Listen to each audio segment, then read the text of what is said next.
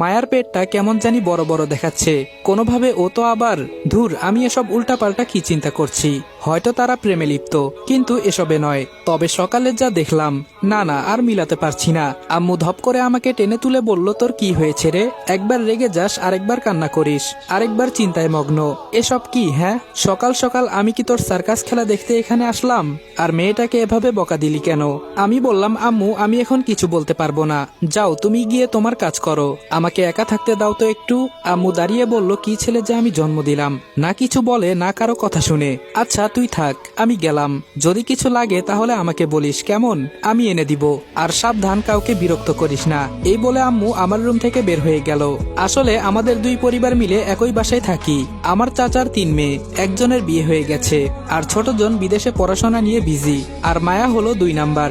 আমি আমার বাবা মার একমাত্র সন্তান, খুব আদরের। এখনো আম্মু আমাকে অনেক আদর করে। তবে আমার আসল বাবা রোড অ্যাক্সিডেন্টে মারা যায়। এরপর আম্মু মানসিকভাবে ভেঙে পড়ে। কয়েকদিন যেতে না যেতেই হঠাৎ একদিন আমি কলেজ থেকে এসে শুনি আম্মু নাকি বিয়ে করে স্বামী নিয়ে এসেছে। যতই হোক উনি আমার মা, তাই সেদিন কিছু বলি নাই। উনি সুখে থাকলেই আমিও সুখী। আমার সৎ বাবা, তার বয়স মূলত আমার থেকে 4 কি 5 বছর বেশি। আবার তিনি একটু হুজুর টাইপের। আমার সাথে বেশি একটা জমে না, দরকার পড়লে কথা বলি, না হলে না। কিন্তু আজকে নিজ চোখে যা দেখলাম সেটা হয়তো ভোলার মতো নয়। তবে মায়া এটা কিভাবে করলো? ছি, ওর মন মানসিকতা এতটা নিচ হতে পারে যে এটা আমি কখনো জানতাম না। হঠাৎ বাহিরে আবার কিসের যেন আওয়াজ শুনলাম। রুম থেকে বের হয়ে দেখি আমার সৎ বাবা ডিজিটাল প্যান্টের সাথে ম্যাচিং করে শার্ট আর জুতা পরেছে। এসব দেখে আমার আম্মু আবার প্রশংসা করছে। হঠাৎ করে পাঞ্জাবি পায়জামা ছেড়ে এসব পরলো কেন? কাহিনী তো কিছু একটা আছে। আমার কাছে এসে আম্মু বলল, দেখতো বাবা, তোর বাবাকে আজকে কেমন লাগছে? আমি আম্মুকে অখুশি করতে পারবো না, তাই ফোনটা কানের কাছে নিয়ে বললাম, মিতু বল। অযথা কথা বলতে বলতে আমি আমার রুমের দিকে যাচ্ছি। আম্মুকে হাতের ইশারা করে বললাম, দাঁড়াও আম্মু, আমি ভেতর থেকে আসছি। ভেতরে গিয়ে আবার বিছানার উপর গিয়ে বসলাম। আর মনে মনে চিন্তা করছি আমাকে ওদের উপর নজর রাখতে হবে। দূর থেকে দেখতে পাচ্ছি আম্মুর পেছনে মায়া দাঁড়িয়ে আছে। হঠাৎ দেখি মায়া আমার সৎ বাবার পকেটে সাদা একটা কাগজের টুকরো দিল।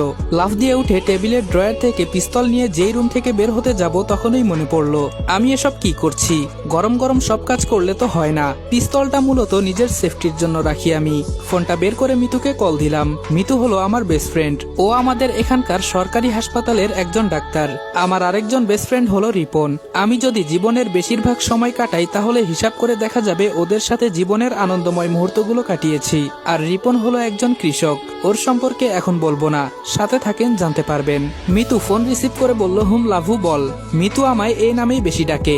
আমি বললাম, আচ্ছা মিতু, আমি যদি 2 জন মানুষকে খুন করি তাহলে আমার কি সত্যি সত্যি জেল হবে নাকি ফাঁসি? ফোনের ওপাশ থেকে মিতু হাসতে হাসতে বলল, খুন? তাও আবার তুই? জানিস আজকে আমি মন খুলে আসলাম, তুই তো ভালোই জোকস করতে পারিস দেখি। আমি বললাম, মিতু দেখ, আমি কিন্তু একদম মজা করছি না, তুই আমার কথার উত্তর দে শুধু। মিতু বলল, দেখ ভাই, তোর আজাইরা পেঁচালের উত্তর আমি দিতে পারবো না। এবার আমি মন খারাপ করে বললাম, থাক তুই, তোর বলতে হবে না। দেখিস সত্যি আমি একদিন ওদের খুন করব। শুধু আমার সাথেই কেন এমন হয়? কি অপরাধ করেছি আমি? মিতু বলল, রনি, এই রনি, তোর কি হয়েছে বলতো হঠাৎ করে? আমি বললাম, কি বলবো, অনেক কিছু হয়েছে।